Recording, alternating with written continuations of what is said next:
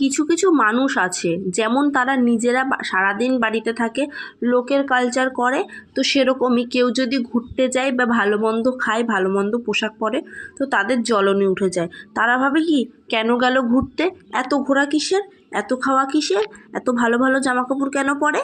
তো আমি তাদেরকে একটা কথাই বলবো, আরে বাবা, তোমরা পড়বা না বলে কি অন্যরা পড়বে না? তোমরা খাবা না বলে অন্যরা খাবে না? তোমরা যাবে না বলে অন্যরা যাবে না? এই মেন্টালিটিগুলো আসে কোথা থেকে তোমাদের? হ্যাঁ, নিজের খাও, নিজের মতন চলো না গো, অন্যের পেছনে এত কাঠি করার স্বভাব কিসের জন্য তোমাদের?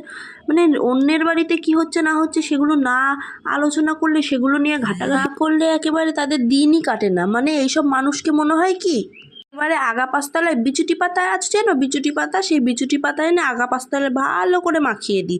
কিন্তু না, সেটা তো আবার করা যাবে না, তাতেও জ্বলনে উঠে যাবে যে তা তোমরা বিচুটি পাতা কেন মাখালা, এটা কেন মাখালা না। মানে যা করতে হবে সব তাদেরকে, পাড়ার কিছু কিছু মানুষজনকে জিজ্ঞাসা করে তবে করতে হবে যে হ্যাঁ, আমি কি আজ এখানে যেতে পারি, বা এখানে কি আমি খেতে পারি, এটা কি পড়তে পারি। এদের কাজবাজ কিছু নেই, এরা খায় নিজের আর পাড়ার লোকের গুণ গেয়ে বেড়ায়, পাড়ার নামে নিন্দা করে।